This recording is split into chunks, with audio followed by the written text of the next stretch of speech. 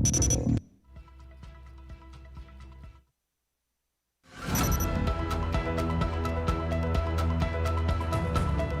have decided to declare a state of calamity over the affected areas, and this would include Region 4B, 6, 7, 8, 10, and 13.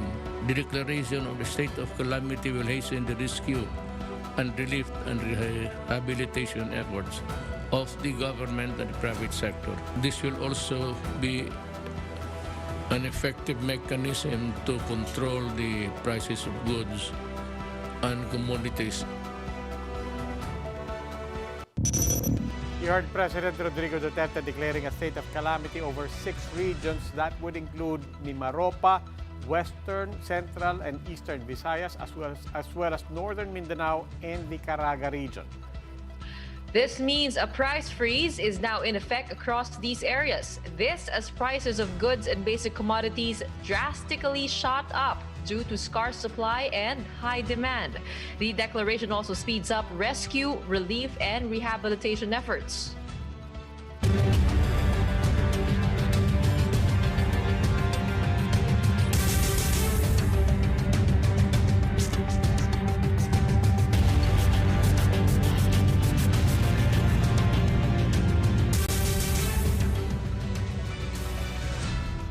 Good evening, I'm Gretchen Ho.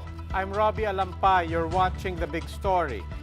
With power still down in many ODETTE hit areas, demand for fuel to power generators has risen tremendously. But with limited supply, prices have also been soaring. But the Energy Department is allaying worries, vowing to work on supplying power and gas to Visayas and Mindanao. Shaila Francisco has the big story. Residents continue to endure long lines at gasoline stations in Cebu City. And in some cases, their efforts are put to waste with limited stocks available, especially since some gasoline stations remain non-operational. After 5 hours, pagdating mo dun sa pila, wala nang fuel. So babalik ka na naman kinabukasan. This is also the situation in Bohol, where majority of the areas are still without electricity. The high demand is pushing fuel prices to double. On One News's agenda, Presidential Communications Operations Office Secretary Martin Andanar cited that a liter of gasoline in Siargao is sold up to 120 pesos.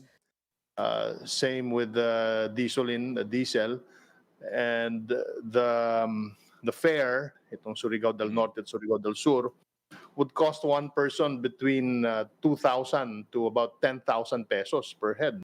But the Energy Department assures the public that fuel supply is stable in the affected areas. In fact, oil companies are now working with the Philippine Coast Guard to ensure the delivery of additional fuel supply. We also looked into the bulk facilities, like such as the depot. So we don't have any reason to worry as far as petroleum products availability is concerned. So no need to panic, no need to rush and hoard, no? The DOE says it expects all gas stations in affected areas to be operational by next week. The agency is also increasing inspectors in these areas to monitor price hike. Where the challenge now is for the inspectors to be able really to document yung stations, specific stations na gumagawa ng ganyang quote-unquote overpricing. Meanwhile, areas affected by Typhoon Odette also suffer from limited supply of food and water, causing prices to increase. To tell you frankly, nagsimula na po ang looting sa iba't ibang lugar, sa Siargao. Wala na pong pakundangan. Andanar says they are asking the armed forces to bring in its contingent in Siargao to prevent looting in the area. Shaila Francisco, BR One News. In order to address demand for fuel, restoring power has been a top priority for these affected areas. What's the private sector doing to help? That big question and more with Engineer Antonio Abuel Jr., Meralco's Organizational Safety and Business Continuity Management Head. Good evening, Engineer Abuel. Welcome to The Big Story. Hi, good evening, Robbie and Ms. Gretchen. Yeah. Engineer Abuel, we know Meralco is helping out in many areas outside of your jurisdiction. But first of all, maybe give us your assessment of the situation and your challenges. Well, I've personally been to Cebu. I went there last Sunday and went home today. So the damage has been very massive. They had experienced total blackout, power blackout. So as of today, I think they were able to restore, BECO was able to restore, I think around less than 10,000 customers to my estimate.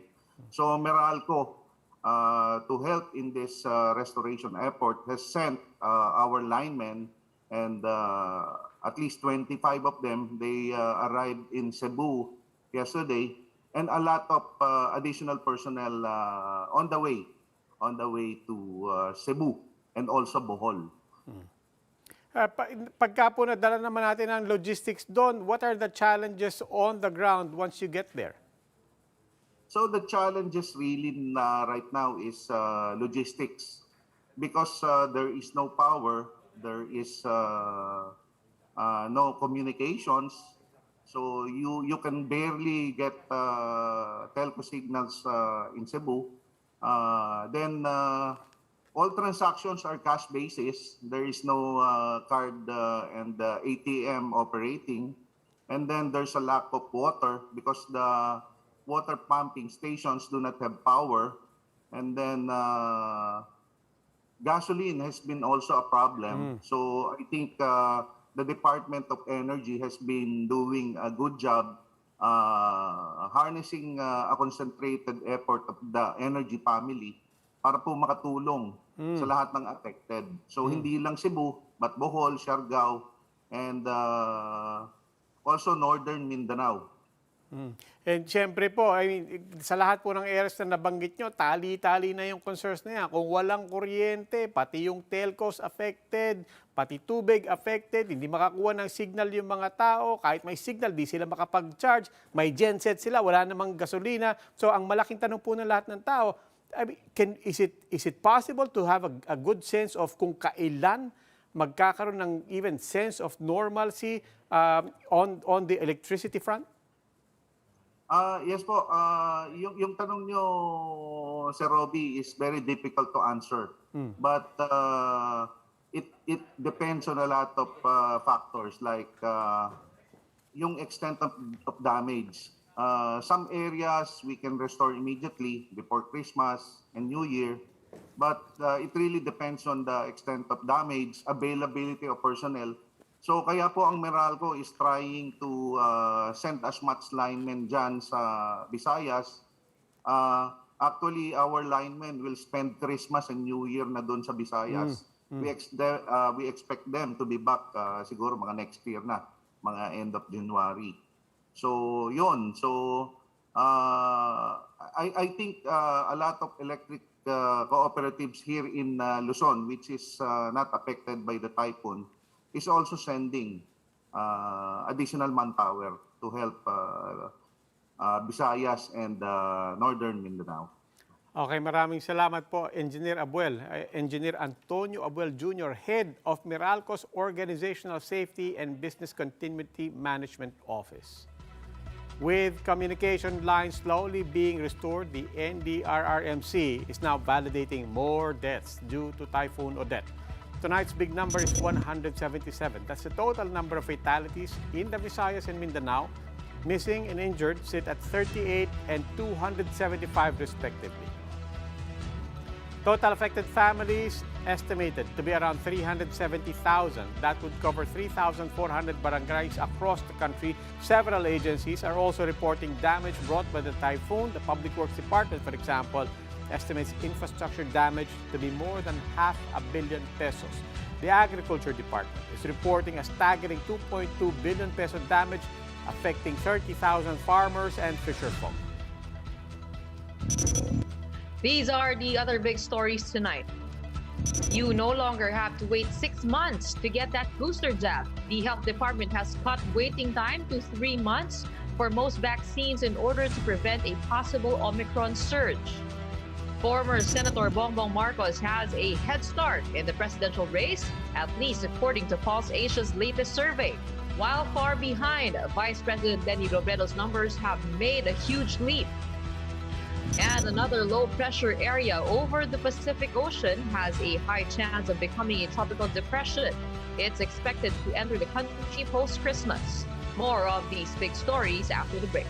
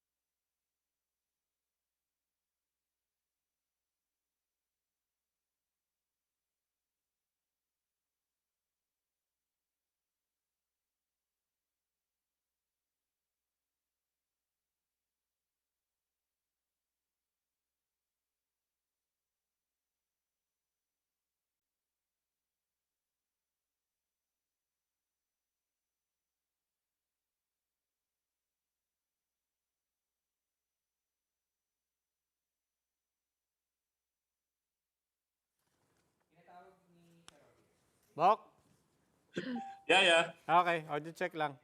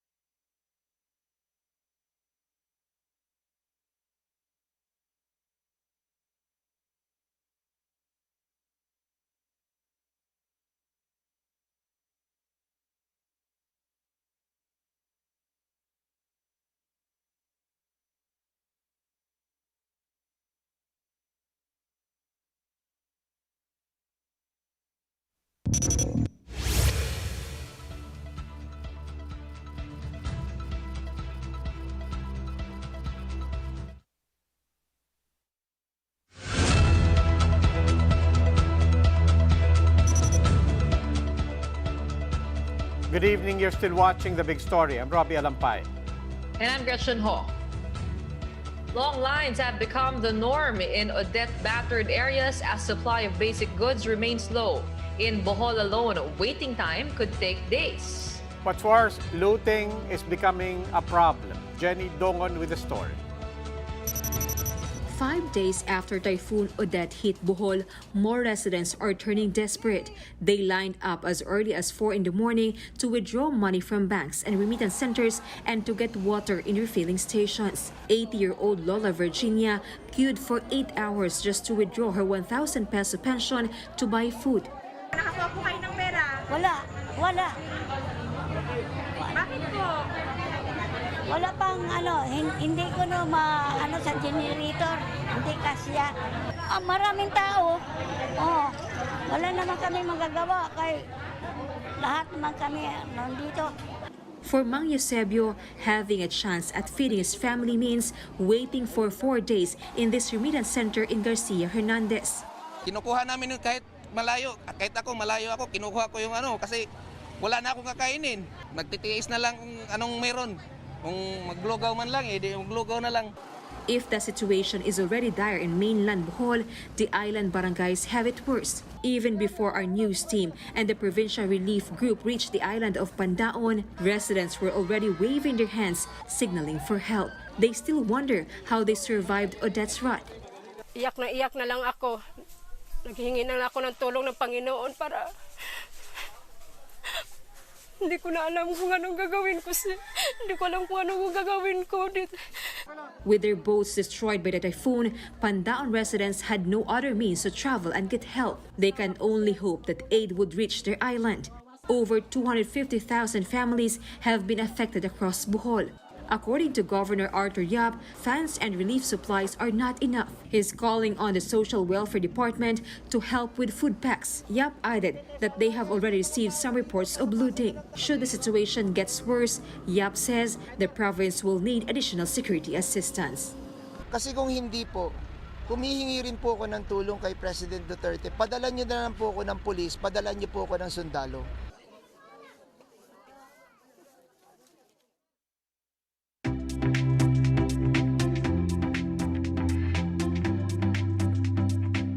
Another weather disturbance is looming over the Philippines. A low-pressure area is set to enter the Philippine Area of Responsibility on December 26 or 27th. That's according to Pag-asa. The Weather Bureau last located the LPA at 1,870 kilometers east or southeast of Mindanao on Wednesday. Pag-asa says that this has a 60 to 70% chance of developing into a tropical depression. And speaking of forecasts, as we continue to monitor Typhoon Odette's trail of destruction, some local governments say they had little to no time to prepare, as warnings about the storm's intensity was supposedly lacking. To discuss that, we have One News Chief Correspondent Ed Lingao. Ed, we were just talking about this last night as a chiefs. When we say that there was a forecast, there was warning, what's there to qualify, what's there to understand? Well, simply the question in everybody's mind is where we caught flat-footed. The simple answer is yes. Pero yung dahilan is a bit more complicated eh. For context, all the weather agencies both here and abroad expected a moderate strength typhoon lamang. Pag-asa predicted a peak strength of only 155 kph. Yung Joint Typhoon Weather Center in Hawaii of the US predicted only a Category 2 typhoon. The problem is, in a span of less than 2 days, Odette doubled in intensity. Now you see that simple line graph there to show you just how fast things develop, faster than anybody expected. If you look at the graph, the red line represents the gustiness o yung bugso ng hangin. Yellow is the sustained winds. Now, Odette made landfall on Thursday afternoon. A little to the right, you will see the red line. As of 11 a.m. of Thursday, Odette's gustiness was still at 185 kph. Pero by 2 p.m., when it hit Siargao, it was already at 240 kph. At 5 p.m., when it hit Liloan in Leyte, it was at 270 kph. So that's an increase of almost 100 kph in just 6 hours. So was it possible for Pag-asa to predict this increase? Well, not with the technology that we have, because there are too many factors to consider, from temperature of the sea to wind shear. In fact, even the Americans were just as surprised. The U.S. Joint Typhoon Weather Center calls it an impressive rapid intensification of the storm. And that's just another way of saying they also did not expect this to happen. Okay, maraming salamat, Ed. That was One News Chief Correspondent Ed Lingao.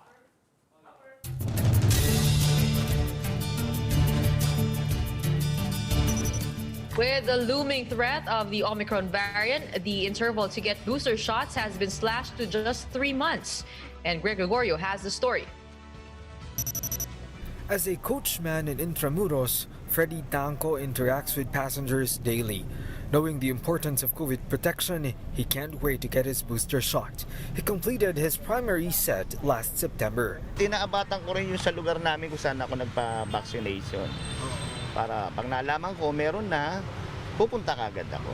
Salvador, an ice cream vendor, is also looking forward to his booster after getting his second shot last August. Kaya ako nagpa-vaccine kasi Hindi kami pinapayagan ng boss namin na magtinda kung hindi kami vaccinated. Freddy and Salvador are now eligible to get their booster jab. The interval before getting booster shots has been cut to 3 months. For those who got Janssen, the waiting time is shorter at 2 months. Previously, standard waiting time was at 6 months and 3 months for Janssen. Siyempre, umiiwas tayo sa mga virus na ganyan at saka para din sa sarili natin. Vaccine expert panel member Dr. Ron Jean Solante explains that this is in preparation for the Omicron variant. This, as studies point that Omicron has a high vaccine escape. Why will you wait for the 6 months? In fact, the concern now is the Omicron variant, and we want to protect by giving the third dose. Health Undersecretary Maria Rosario Vergeres says adults may now get their booster dose starting Tuesday, as long as it's within the recommended interval.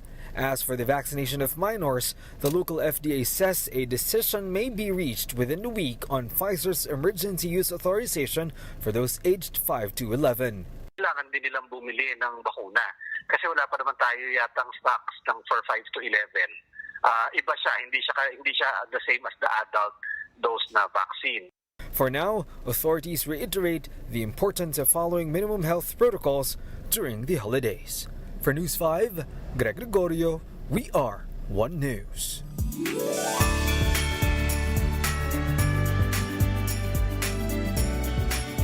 Many of our kababayans in the provinces hit by Typhoon Odette have no food, they have no water, and they've lost their homes. Many have lost loved ones. Let's make them feel the spirit of the Filipino Bayanihan. You can give to them through the account details being flashed on your screen. Let's make them feel that through this pandemic, through this devastation, tuloy ang bayanihan, tuloy pa rin ang Pasko.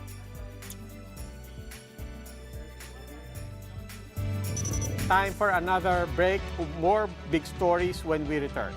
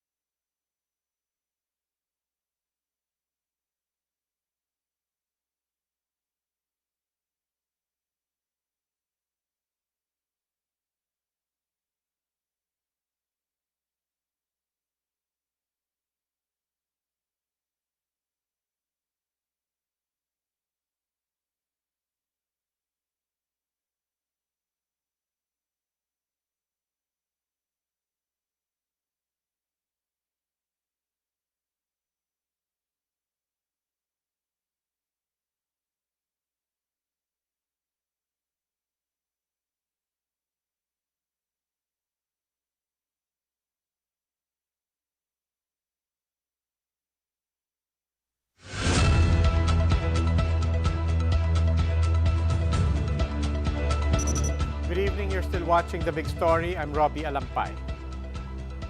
And I'm Gretchen Ho. 6 days after Typhoon Odette barreled the Nagat Islands, a teacher visits the province to see the devastation it caused. Local government, meanwhile, is still calling for aid to get back on their feet as they reel from Odette's impact. Mobile journalist Jacob Lazaro will give us a front seat to the story.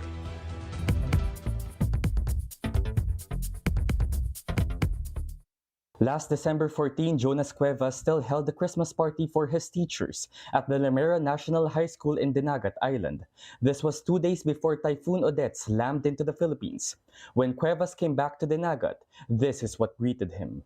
Oh my God!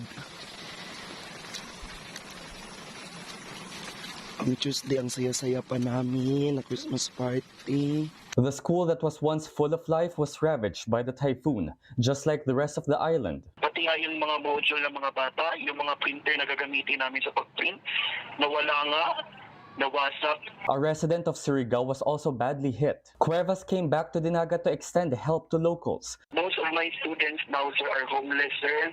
Totally nasira talaga yung bahay nila, winasak ng Odette, sir. The local government of Dinagat has been calling for aid after Odette destroyed homes, hospitals, farms, and fisheries. Communication lines were also destroyed, so for the past few days, survivors were in the dark, unable to communicate with family and friends. This also made it hard for the local government to get help. Jonas relates how prices have shot up as people got more desperate.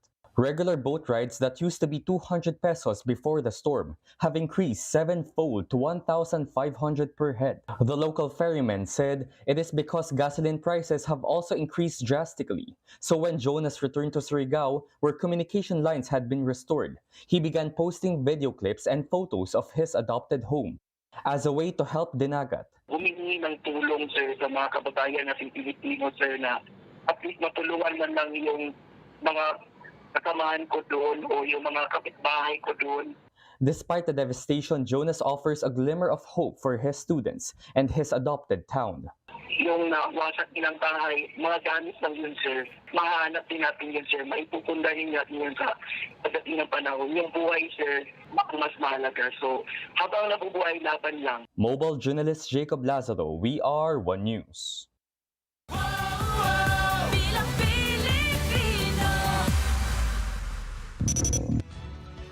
Five months to go before the 2022 elections, and former Senator Bongbong Marcos is turning out to be the top choice for president. Well, at least according to Pulse Asia's latest survey. When asked as to who they will vote if the elections were held in December, 53% of respondents said they will elect Marcos. A far second is Vice President Leni Robredo, whose numbers increased to 20%. Votes for Manila City Mayor Isko Moreno, Senator Manny Pacquiao, and Senator Panfilo Lacson are within the 6 to 8% range. For Vice President, Davao City Mayor Sara Duterte Carpio topped the survey with 45%. Senate President Tito Soto, meanwhile, came in second with 31%. And trailing them are Senator Kiko Pangilinan with 12%, Dr. Willie Ong with 6%, and House Deputy Speaker Lito Atienza with 1%. Team is going to the zoo. The wait might be over as Filipinos can soon visit one of the country's most famous zoos. After a major makeover, the Manila Zoo will have a soft opening by month end. A sneak peek of the new modernized Manila Zoo was shown by Manila Mayor Isko Moreno and Vice Mayor Honey May Lacuna. According to the Manila PIO, 99.9% of the renovations have been completed. And starting December 27, the zoo animals will be taken to their respective enclosures. Moreno said the new Manila Zoo will have new facilities, including world-class animal enclosures, especially for Mali, the elephant. The Manila Mayor wants the families of around 1,300 workers to be the VIP guests for the soft opening. This is their tribute for the hard work they did to develop the zoo. 3 days to go before Christmas at tuloy pa rin po ang Pasko, mga kapatid. Oo, saan na bang balak ninyo, Robby, sa Pasko? Iikutin ba kayo ng Manila Zoo o hindi. ano? The big thing for us, the big thing for everybody else, Gretch, di ba? Pamilya. Magsama-sama, finally, have a safe one. But at the same time, we're praying for everybody else na nasalanta. We do hope and we are confident, lalo na kung may bayanihan, tuloy ang Pasko. Tama. At tuloy-tuloy pa rin ang ating pagtulong sa mga nasalanta ng bagyong Odette. So stay tuned for updates here on One News. Well, that wraps up today's big story. Catch us again tomorrow at 8 p.m. on Signal Channels 8 and 250.